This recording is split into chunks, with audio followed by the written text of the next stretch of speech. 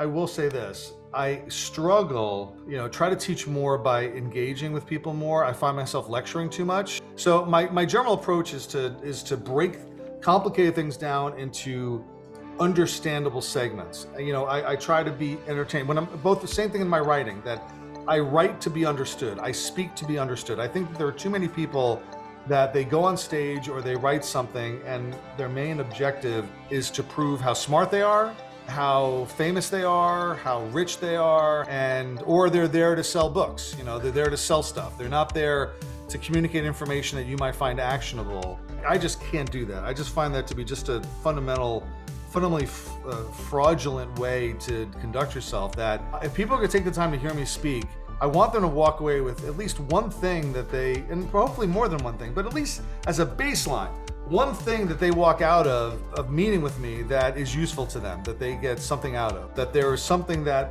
even if it's just one little tip or trick that they can implement in their lives and their business, then I've done my job.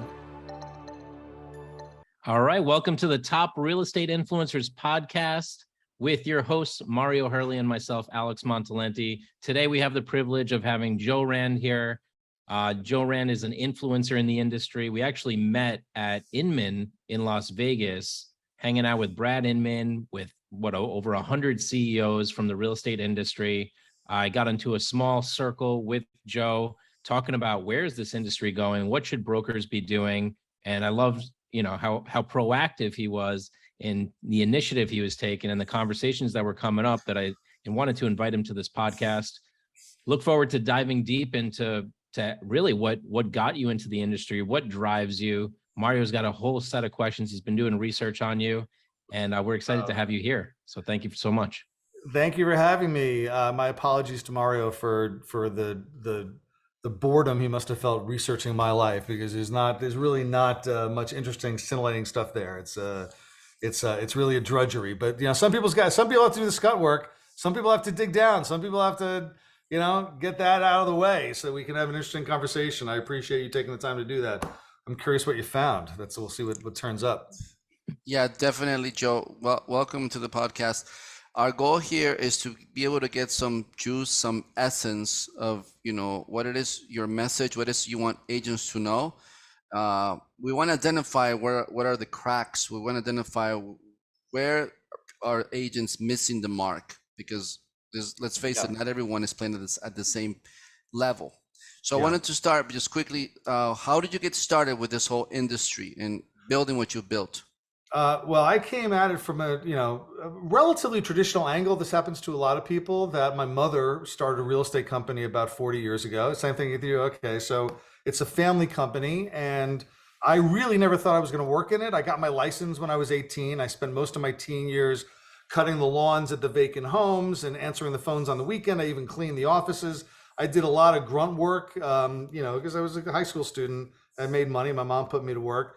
Then I got my license, and I spent most of my summers working as an agent. Then in college and law school, I would try to sell one house or get one listing and have it sell. And that would be beer money for the year. That was my spending money if I could actually get something done in those 3 months I had in the summer.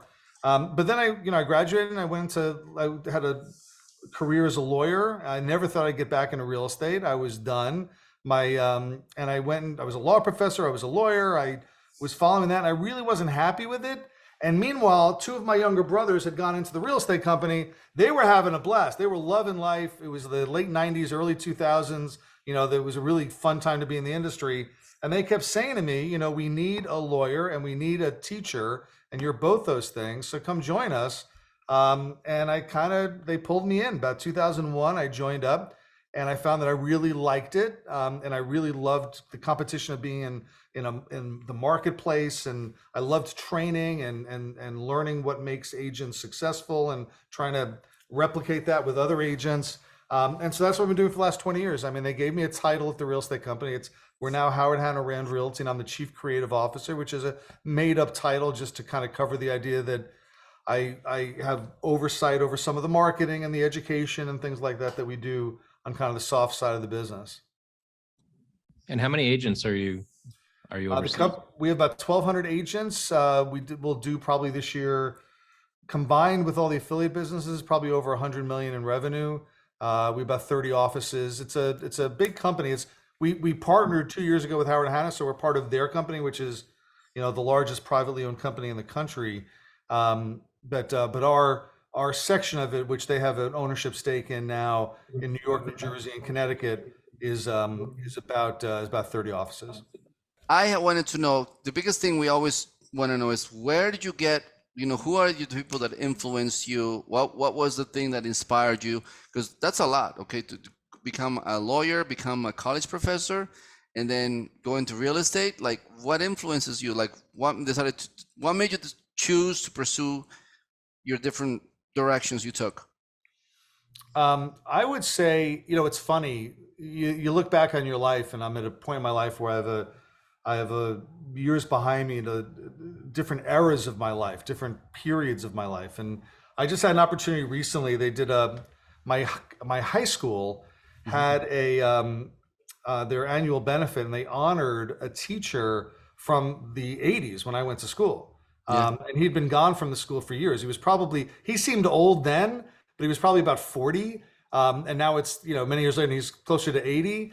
But he was a brother, which is kind of it's not a priest, it's a brother that doesn't, a brother is in the Catholic tradition, does, Okay. is like a monk, like a Yes. modern day monk. Uh-huh. And he was a brother, and he taught me how to think and how to write. And he changed me, and like it made me focus on the importance of communication skills, and I've used those. I told him, I wanted to go to that event to see him and to tell him just how much he had influenced me in everything I've done since then, in terms of persuading people, in terms of writing books, in terms of, has all come down to the way he taught me to think about things and analyze things and communicate them to other people. And that's become the core of what I do, is look at a situation and then try to find the angles on the situation, and then communicate those angles to other people. Oh my God, I love this. You're a man after my own heart. It's amazing. So somebody inspired you, that brother. What was brother who? What's his name? His name is Brother William Cushing. Brother William Cushing. Is he still with us? He's still with us. I just saw him. It was like 3 weeks ago that they did the event, and I saw him. And like I said, he was 40. I thought he was an old man, and he was 40 back when I was in high school, and now he's closer to 80. But I asked when I was sitting with him, and he's getting on in years. But it was funny because I came up and he was standing, and there were a bunch of people around, and he'd been there for about 15 minutes, and he didn't have a drink. So I said to him, "Would you like a glass of water or something?" He says, "Not a glass of water, but get me a gin and tonic," which I was like, all right, here's a guy I like. Yeah, he's the same guy he was, 40 years ago. Is he single? Does he have a family, or how does that Well, work? they're not allowed to have families, so that they're like priests in that regard. So no family for him, as far as I know. That's impressive. Yeah, that's really beautiful. Brother, he should watch this podcast so he knows you remember him. I wrote him something after the event to just have something that he could strike him home. But yeah, that's I think we're all inspired by you get inspired by people that are famous, and you get inspired by people in your family, you get inspired by people, your teachers. I've had a lot of teachers in my life, I think, that really did affect me, and that's why I went into I was a law professor for a couple of years, and that's why now I really think of myself more as an educator than anything else with the agents, because I really think it's important to be that person who influences people. And I love when you're working with someone and you see the light turn on and they get it, like they didn't understand, and they didn't understand, and now all of a sudden that changes, and like being the instrument of their enlightenment is really the thing that I get off on. That's like the most fun of what I do. I think that's what Mario and I get off on too, Yeah. at our company, seeing the light bulbs go off for people within the company culture. Yeah. What would you say then? Because I have my own approach. You see different people, how they want to convey their message. How would you say you've developed your style? What's your approach when it comes to teaching? I will say this. I struggle with trying to teach more, call it Socratically, try to teach more by engaging with people more. I find myself lecturing too much, so my general approach is to break complicated things down into understandable segments. I try to be entertained when I'm both the same thing in my writing, that I write to be understood. I speak to be understood. I think that there are too many people that they go on stage or they write something and their main objective is to prove how smart they are, how famous they are, how rich they are, how whatever, or they're there to sell books. They're there to sell stuff. They're not there to communicate information that you might find actionable.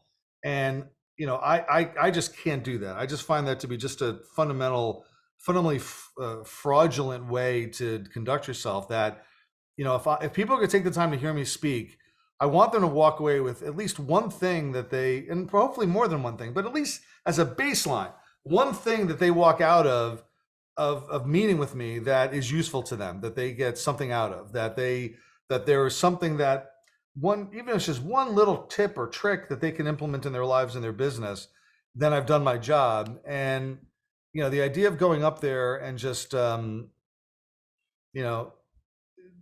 I've seen speakers who are very famous, and I saw one very recently who had an hour of our time, and after 45 minutes had really done nothing other than kind of riff on the fact that he was in Vegas. Like 45 minutes of like various jokes and prepared stuff and whatnot, and there was no meat there for 45 minutes, and then it was 15 minutes of buy my book and you'll get all the answers.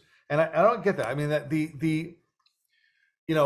to me, it's about respecting the audience, and I understand that you want to be entertaining, and I try to be entertaining. I mean, I think people think I'm a high energy speaker, and I think when I speak, I think people sometimes I do come across as a little frivolous, that I'll do a lot of asides and things like that. But that's all about trying to keep people engaged with what I'm talking about. It's not the end result. It's just the methodology to get there.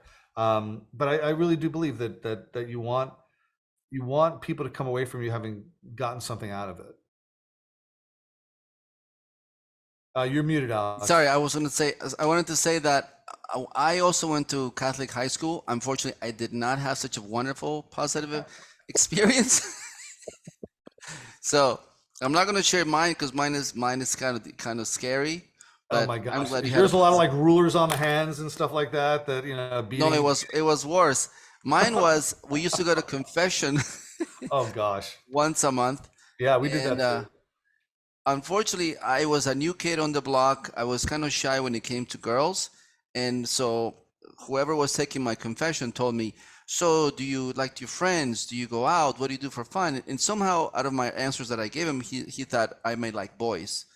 Oh so my gosh. He suggested to talk to boys. Oh man. So yeah, that's something all of a sudden the radar goes up from that perspective. Yeah, I can see that being a difficult thing to get through. All right.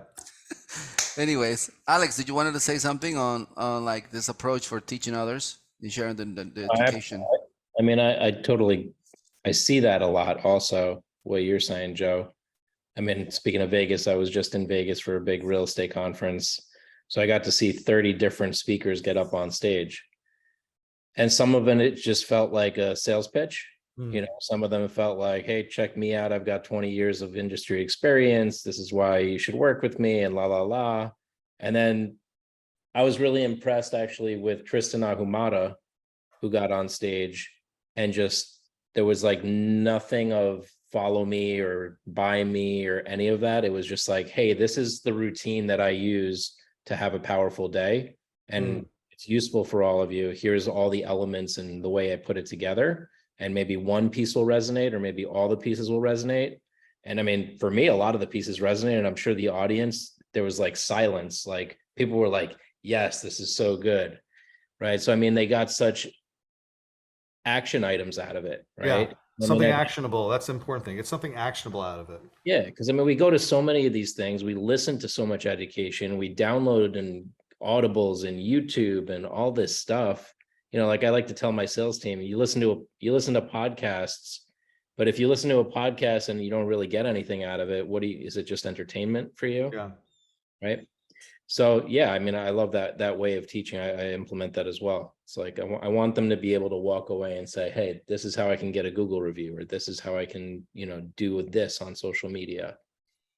And I will say, just in that same vein, let me give one piece of advice. If you're presenting, if you're talking, if you're going in front of an audience and you want to make an impression, I think that the one piece of advice I keep giving people over and over again when I hear what they, because people sometimes come to me and they want to, hey, can you listen to what I, my 20 minutes that I do it, and I've moderated probably, I don't know how many panels, 50, 60 panels at Inman by this time after the last 10 years. So I've seen people who are good and bad. Here's the key, and this is what I'll tell everybody. Use specifics, drill down.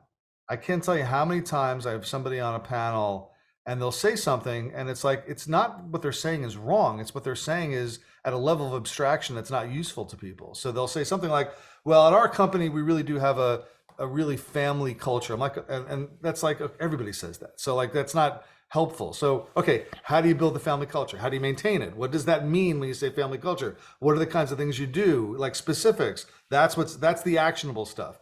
And so I constantly, when people give me like outlines of stuff they want to talk about and whatnot, I'll say to them, okay, this is all really good conceptually, but like drill down, give me the meat, give me the nuts and bolts. And that sounds like what Tristan did. And Tristan's very good. So that sounds like what he did. He didn't just say, wake up the day with powerful affirmations and, start your day with an attitude and take some time to, like, he probably got into like really specific things that he does that make his day successful, which is great. Yep. You're muted, Mario. Sorry, I mute myself to avoid the noise, but okay, I'm back. I get it. Yeah. I want to talk to you. I want to get down to the meaty stuff here. I want to find out from you, because we do this in our business with Alex all the time. We're pushing, challenging, encouraging agents to get off their comfortable spots and do something. So what would you say from your perspective as a teacher, as a mentor, as somebody who's pretty much providing more than just the general stuff to agents? What would you say is the recipe for agents to 10x or more their businesses? My particular, everyone's got their thing, right? Everyone's got their angle on the business that is the animating part of what they do, and everything else is kind of stems from that wellspring. So, and I see this with lots of different influencers and trainers and things like that. So, think of a guy like Chris Smith. Chris Smith is wonderful, and his thing is about the conversion code and how do you what are the things that you say to somebody when you have them finally on the phone to get them to set an appointment or do whatever the case may be. I look and I say, so one of the greats, Brian Buffini, what was his thing? His thing was items of value, focusing on your sphere. And it really, the key was epitomized by the personal note, stuff like that. Everyone's got their thing. To the extent, and then a lot of times, it's the thing, has branches out and animates every part of the industry and your approach to the industry. My thing is being great at your job. That's my thing. My thing is that I think that I see so much in the industry that focuses on, hey, we'll help you become good at sales and teach you sales skills. And to me, that's not getting to the root of what most agents have as a problem. Most agents, their problem is they're just not really good at helping people buy and sell homes. And they know they're not that good. And so that affects their confidence, which then affects their willingness to do lead generation activities and affects and moreover, if they're not great at helping people buy and sell homes, all of that marketing they do and all the lead generation work that they do ends up getting them clients that they can't close. And the reason they can't close them is that their deals fall apart. Their listings don't sell because they don't know how to price them correctly. Their buyers don't close because they don't know how to identify needs and wants correctly. That, to me, the foundation of all this stuff is the core competency of helping people buy and sell real estate, which I don't see enough out there. And that's what, to me, when I started teaching, I was doing a lot of the classic stuff, trying to teach agents how to be successful and doing prospecting and whatnot.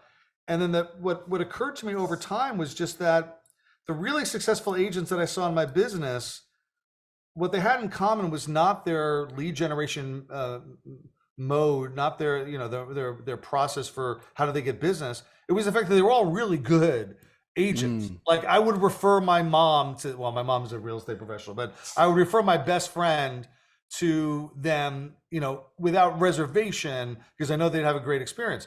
And so that to me fits everything else. And like, but the reason is that once you say that, it's like, okay, well, being great at your job means knowing how to market. Being great at your job means knowing how to stage. Being great at your job knows how to negotiate. Being great at your job also means that you know how to market yourself, and you know how to do, you know, proper lead generation. You know, all of that, it comes from having an attitude toward the business that I'm going to do really what I'm going to do. I'm going to learn how to do it right. I'm going to do it right. I'm going to be disciplined. I'm going to be organized. I'm going to be operationally efficient and all those kinds of things. Can you give us a specific example? We were just talking earlier about that. Specific example of being good at your job. Yes. All right. Let's say that let's say that you're sitting with a seller. You're an agent sitting with a seller. You should be confident with that seller of being able to say, you know why you should list with me? And you can say bad, because everything you say, believe me, if that person met with two other agents, those two other agents did the exact same thing. Yeah. My company's wonderful. I have all these sales. I'm going to market your home to the entire world. I'm going to take great photos, and I'm going to write. No.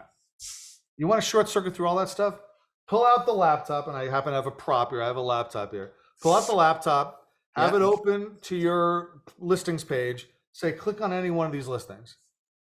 This is what I do. What I do is I make your home look like a model home. I make it look fantastic. Like that's using the competency you have to make sure you take good photos, either yourself or you're smart enough to hire a professional photographer to take your photos. Smart enough. It means writing good copy. It means using all the tools, getting all the details right, getting all of that correct, so that when you pull up that listing, and literally not that listing, say, pick any listing, click on it.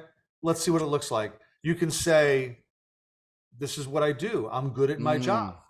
And I can prove that to you. And I would even say that, you know, when you're sitting with a buyer, say, listen, it's very difficult for me to prove to you here. You've never met me. You've never been out with me to prove to you that I'm good at my job. But here's the thing. Look at what I do for my sellers, because that's the most visible thing I do when I'm working with a client. Is I do the presentation of that home online. It's the most important thing we do from a marketing perspective, is the content we create for that listing. All right.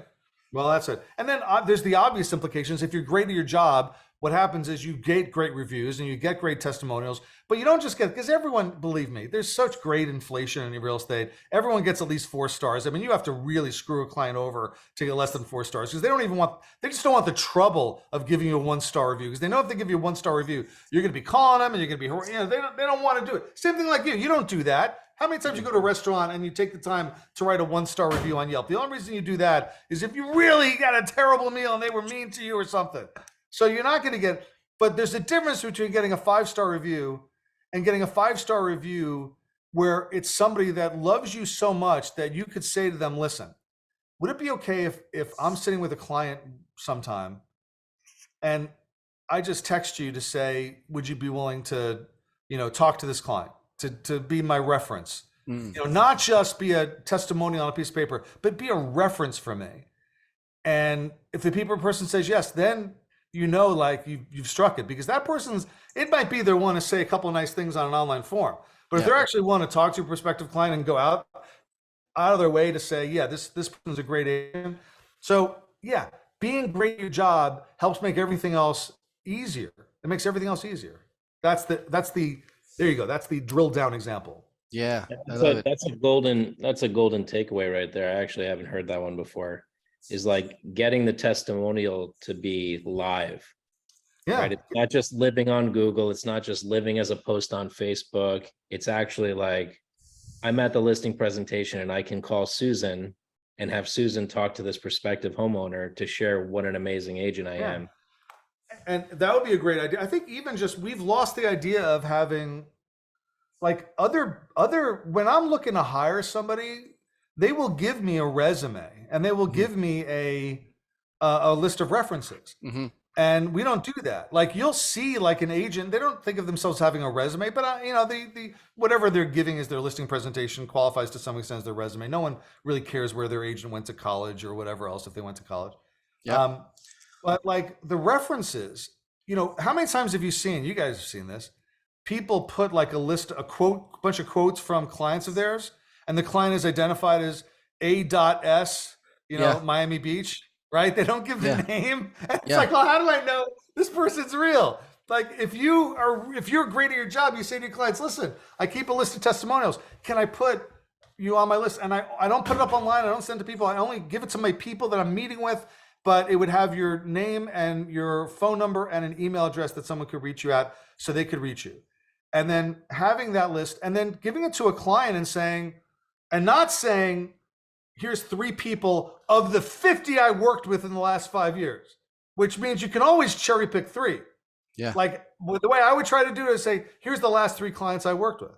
The last 3. I update this every time I close with a new client. I update. Here's my last 3. You know, here's my last 3 sellers. Here's my last 10. Call any of these 10 people. These are all the people I sold homes to this year. Now, of course, if you have a crazy person, you leave that person out. But like the idea is that when you're great at your job, it opens up the marketing for you in so many different ways that you can use that social proof marketing so much more effectively if you're confident that your clients love you, which they will be if you're great at your job. That's what I see as the answer for differentiating yourself as an agent, because you're right, everyone else does the same thing. Here's my website, here's my reviews. Okay, what makes you special? Just so far nothing. But when you give them this like exclusive, guess what? These are the people that can speak. It's better when somebody can speak about you than when you speak about yourself. Yeah, that's right. It means much more. And you're bringing them into this exclusive circle, like, oh, you get to be my client, so you get to know the type of people that I work with. That's like a special treatment now they're getting. So I want to switch a little bit. Sure. We can come back to this a little bit more into like, what are the things that are currently you're seeing agents doing that they should stop like yesterday already? They should just stop doing what they're doing because it's not really helping them. What agents should stop doing? What are the things that they're doing to grow their business, to grow? What are the good things, or what are the things that they should stop doing? Things they should stop doing. They should stop doing because they learn it somewhere and they think it's okay, but it's actually not a good thing for their business. I think that, and well, there's a lot of things they're not doing that they should be doing, but flipping around and saying, here's the thing that is actually harming them more than it's helping them is, I think that a lot of real estate agents, and I'm friends with a lot of real estate agents. You're probably friends like on Facebook with, and you're probably on Instagram with a lot of agents, a lot of real, because they friend me, and I always friend people back when they friend me. Mm-hmm. Boy, oh boy, they can be annoying. I mean, they can be annoying online. I mean, right? I mean, and annoying in a way that, like, I'm friends with people from lots of different types of industries, and real estate agents are annoying in a way that is singular and unique to the industry. So I'm not blaming any of these individual agents, because that's what they've been taught to do, and that's what they see their peers doing, so they're doing it. And it's like, and I know that they get taught to do it, and I've been saying for 15 years not to do this. You got a listing, great. You want to market that listing, that's fantastic. And there's ways to market that listing to an audience that actually might be looking to buy a home, that you have ways to do that I think are very valid and very legitimate. Spamming it on your Facebook feed that you just took a listing to random friends, none of whom, very, very few of whom live in the area of that home. Let's go off on this. I know where you're going. And I mean, like, don't share your listing into every Facebook group that you're a part of. I don't need to see your listing. Like, we get them spammed into our own Facebook group. We're trying to educate people. Like, oh, check out my new listing. It's like, I don't care. It's like I always say it's like the touchdown dance. Act like you've been there before. Like, the fact that you took a listing should not be this monumental, like, momentous occasion. Like, you're supposed to take listings. Like I don't know. I have a dentist friend. She doesn't go online and say, I just fixed a tooth. Like, it's what you're supposed to do. It's your job to take listings. Now, I will make exception. And I don't want to be like a complete, because I know they like to post it, and I think their sellers like to see them post it. So I'm okay. But even if you're going to post it, the fact that you took the listing is not what's interesting. It's talk about the listing. Talk about the fact that, hey, I just listed a home. It's got the best kitchen I've ever seen in the river towns, or it's got, look at these views. Like, do something that makes it interesting to the people whose feed it's going to show up on. Like, the fact that you took a listing, not interesting to me. The fact that you took a listing that has great views might be something I might be vaguely interested in. Yeah, like tell a story about the house, tell a story about a piece of furniture in the house, tell a story about the stairway, like it was built in the 1920s by these people that were right, exactly. like do something. This town is like such a beautiful town. It's got historic, this and that, and the landscaping, something that I can actually read and feel like I'm reading a book versus a classified ad. Yeah, as opposed to, I mean, the thing is, like, nobody else does that. Like, people who work in other disciplines, and like they don't imagine the car industry did that every time they got a car on the lot. I got a car on the lot. Would you like to see it? Here's my Ford Pinto or whatever. You went to the Ford Pinto. That was your go-to example for the car on the lot was the Ford Pinto. That was good. I got my blue Land Rover. Now I got my red Land Rover. Whatever your thing is. And this one's got, whatever, rust proofing. Finding some interesting angle on it is good. The other thing I see them do, which they shouldn't do, I don't know why I'm thinking about the social media side of it, but just because I see people make so many mistakes on social media, is the other thing they do, and it's close to being the right thing to do, is you're at the closing table. Someone just bought a house. One of your clients, you worked with them for 6 months, they just bought a house. That's an amazing thing. And they'll post a picture and they'll make it about themselves. I just sold the house, working with these wonderful clients, and I sold their house. And they'll take a picture, which they should do. Like, I would say the best piece of marketing you could ever have, if you have a willing buyer who's willing to take a picture of you with the keys dangling in front of them at the closing table or standing in front of the house, and it's a picture of you with them and they're looking happy and you're with them, that is unbelievably good. I love that marketing. I love the idea that you're saying to people in the world, look at me with a successful client. This is my exception to the, act like you've been there before. But here's the reason. It's about them. Yeah. It's not about you. Talk about, I'm so happy for these clients who found this beautiful home, and then talk about them. And then tag them in the photo and in the description so it shows up on their feed. So what you're saying is, join me in congratulating Bob and Sue or whoever. Join me in congratulating them on their new home. And then you'll get 100 comments from all their friends saying, and all of them will know that you're the one who worked with them. Like, that's what you do.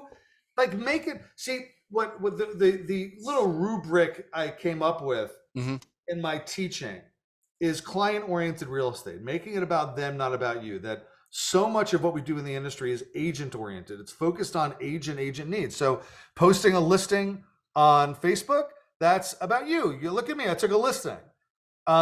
The listing presentation is usually the agent yapping about their 28-point marketing plan, and here's all the homes I've sold. Like, everything we do in this industry should be inverted to think about the client. So when you're doing a listing presentation, don't talk, ask questions. You're there to help them. How are you going to do that unless you know what their problem is? And everybody's different, so their problem is going to be different from the person you listed last week. When you're posting the photo of you with your buyer, make it about them, not about you. When you're doing lead generation, instead of focusing on the fact that you're trying to get them to list their home with you or buy a home with you, whatever, think about what they need. What do they need in this moment that I'm talking to them?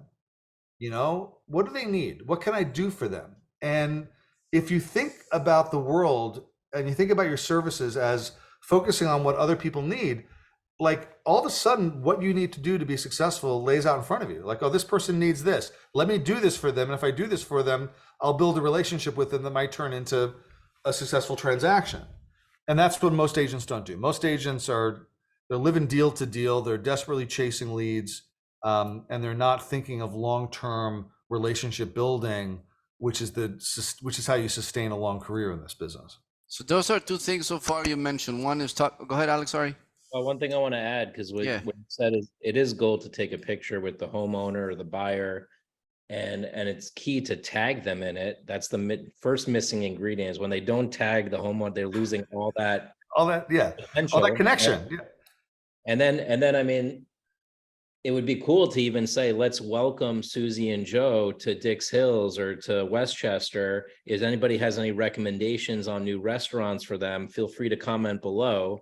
And then if you want to go into a Facebook group, like a local Facebook group, that'd be a great place to post and say, well, let's all welcome Susan and Joe to Westchester. If anybody has recommendations on restaurants or like schools or anything, feel free to comment below. They'd love to meet you. They're new to the neighborhood. They just moved from Florida. Like, that would be cool. First of all, value for the client, right? And like a way to interact with all these people. And then for yourself to put you as the realtor in that group, but in a way that's not in your face, right? Like it's about them. It's about them. That's the thing. People don't mind the marketing if it's about somebody else. Even, listen, there's a great strain of marketing that I've always thought was very effective. And I've heard it promoted most by Tom Ferry, who friend of mine, great coach.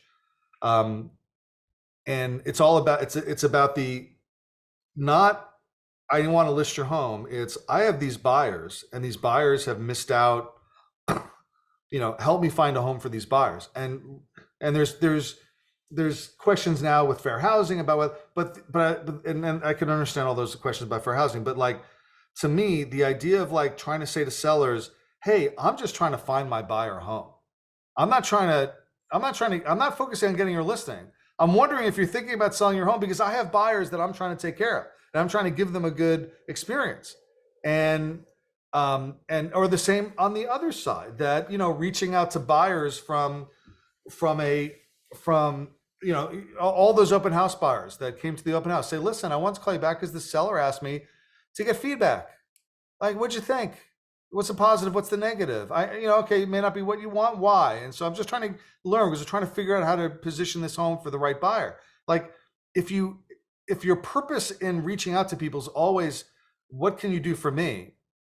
It's less effective than what can I do for you? Or can you help me because I'm trying to help my client? I'm trying to do something from somebody else.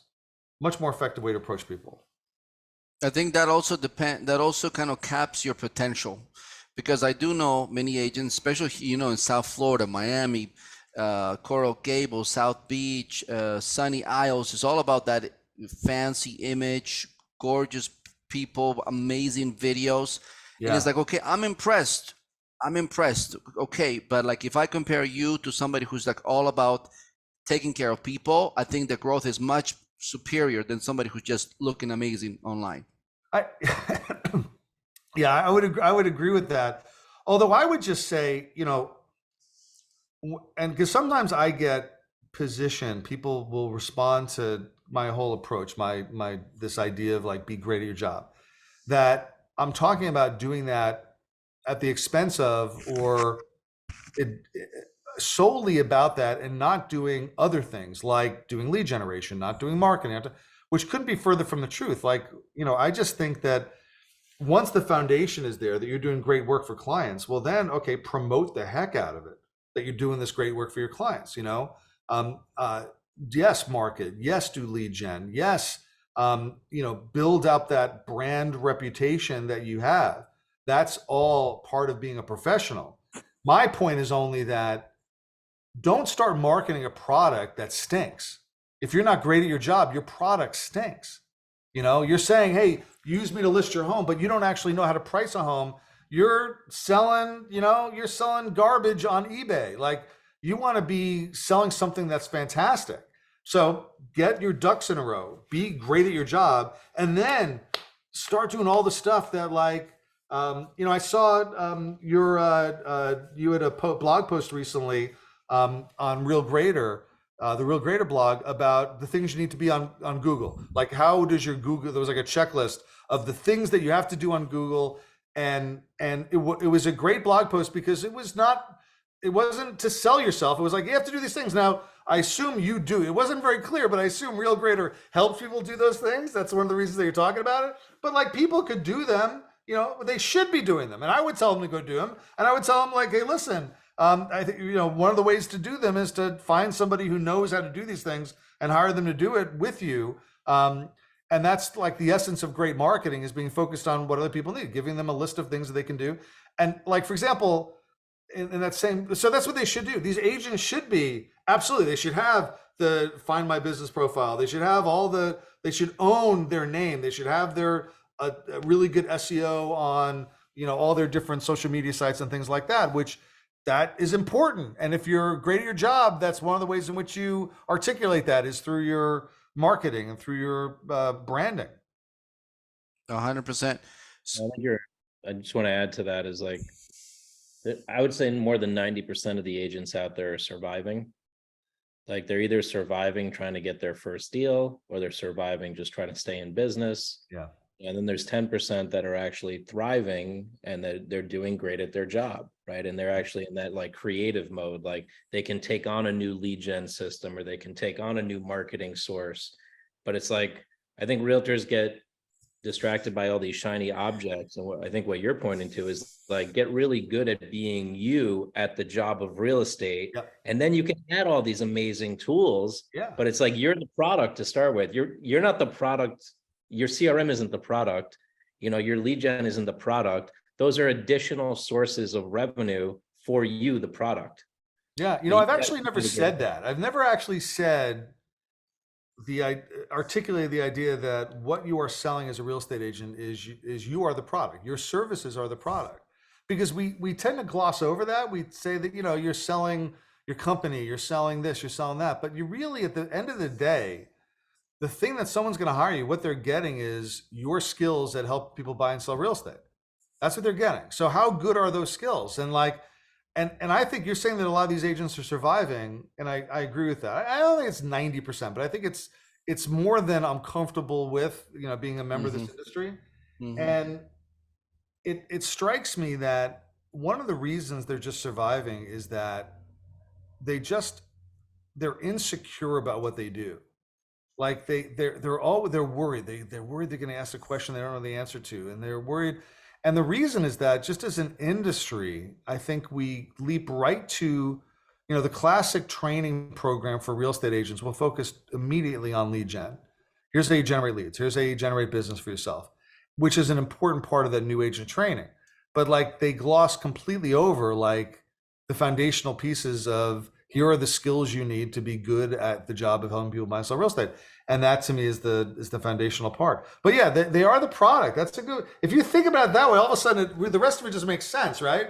Like, of course you're not going to be successful if you're marketing a product that like is really not so good, because people aren't they're going to return it. They're not going to follow through on the deal with it. Like that, you know, you sell good products, people talk about it. That all those good things happen if you're good at your job. And speaking of you becoming that excellent product as an individual, what are the technologies you currently use, or that you currently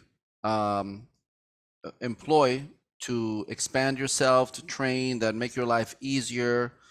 What would you say are those technologies? I don't know, apps, software, whatever you use that you think it's, you know, definitely a good thing to have. You know, I've got asked that question before, and I never have a really good answer. I remember one time, what I did now is just, let me pull out my phone and let me look at my apps that are on my front page to say, these are the apps that this is the learned, you know, this is learned behavior. This is what I have made these apps be, you know, right on my front, because I want to access them much more quickly. I don't use anything really fancy or groundbreaking, like nothing I'm going to say. So if you want to fast forward through the next minute and a half, you know, if you're like looking for a fancy trick app, I don't have one. I use Evernote a lot.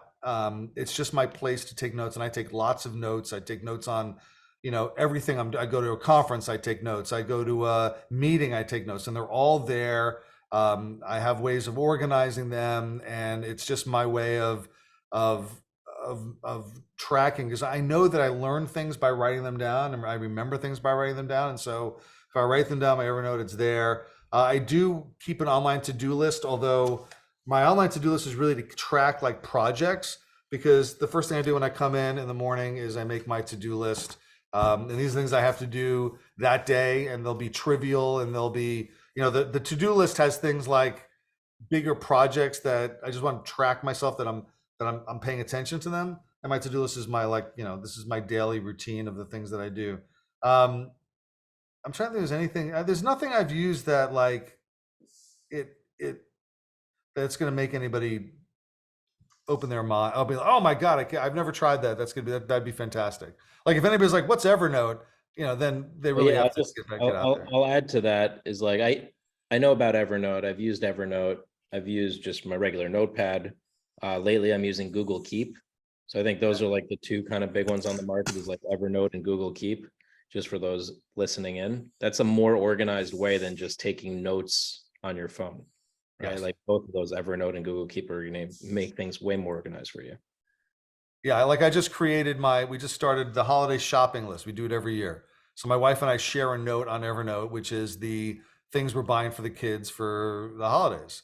And, we start coming up with ideas and we share them and stuff like that. And that's like just a very simple way to use an application.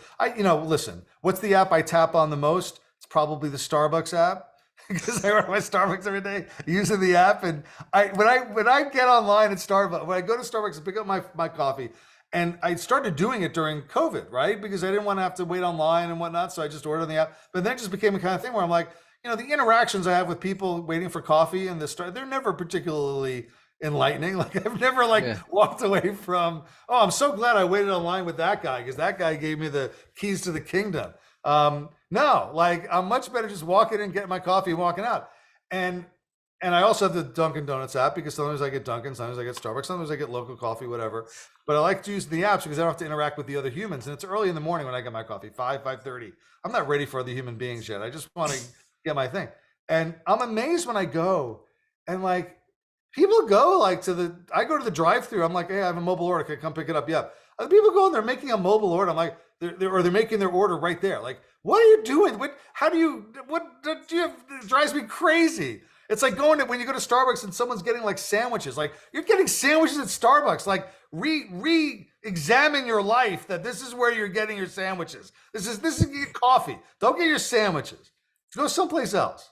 There you go. That answers the question. It may not be a lot of apps, but I mean, that's really, really practical, time saving tips. I turned the app question into don't buy sandwiches at Starbucks. That's how I converted that.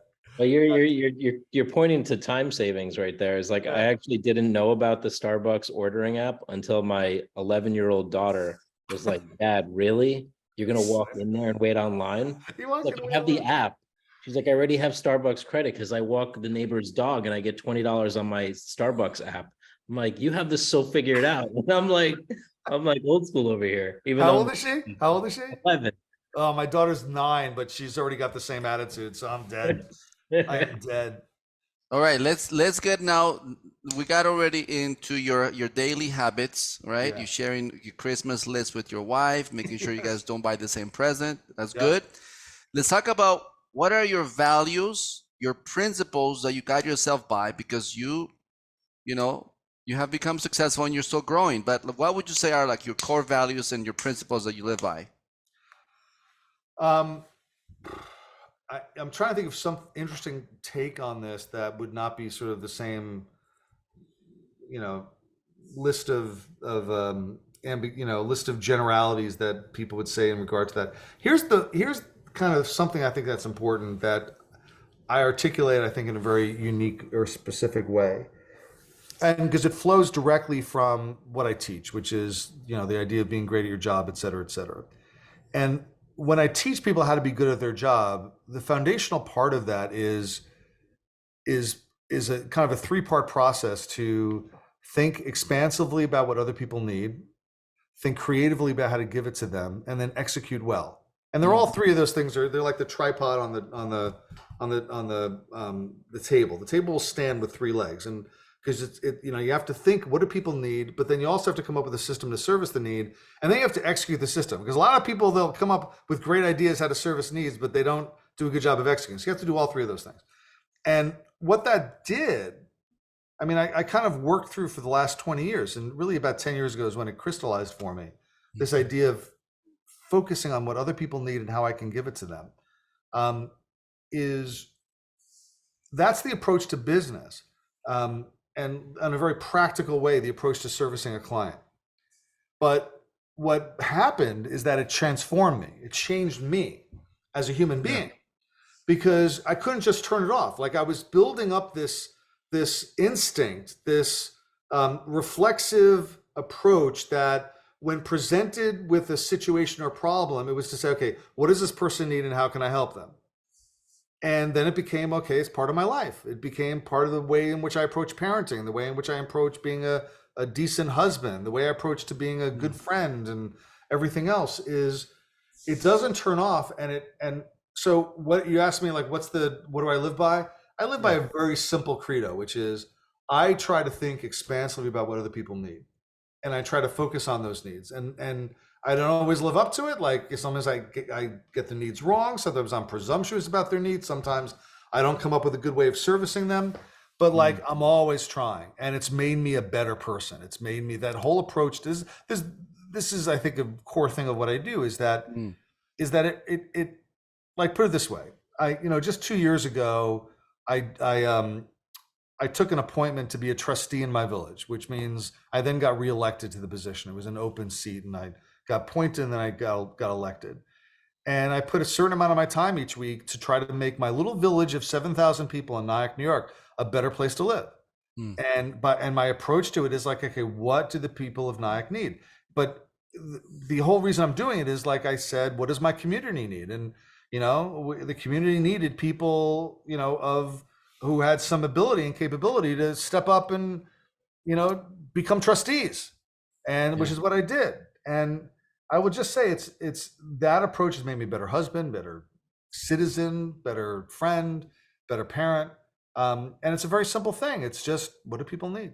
How can I give it to them? That's huge. I think most of us, I know Alex, many times he and I, we have conversations about our company and our team, even family members, when we have to ask, like, why should we worry about them and their problems? Like, come on, man, I got my own.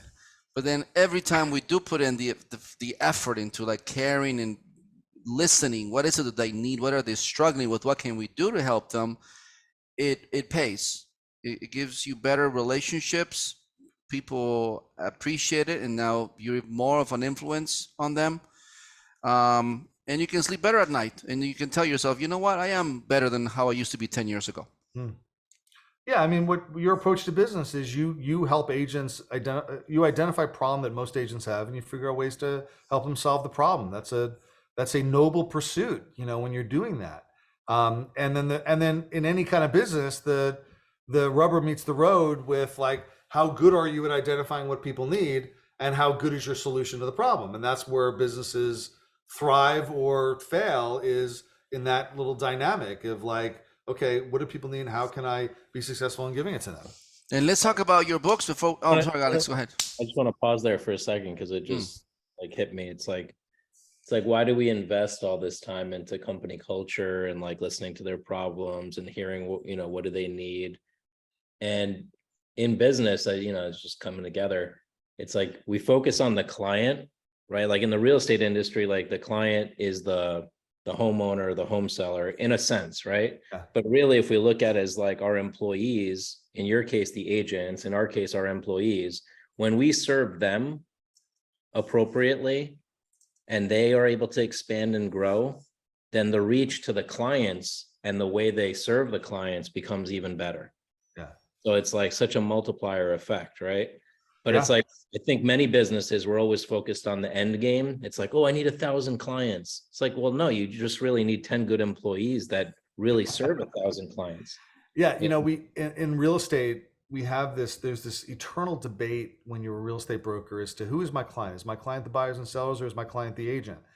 And my answer to that is always that why are we even thinking about that? I think my answer to is that you should never lose sight of the fact that there are people that pay you to help buy and sell homes, and you shouldn't forget the ultimate client. But my point is this: why is the distinction important?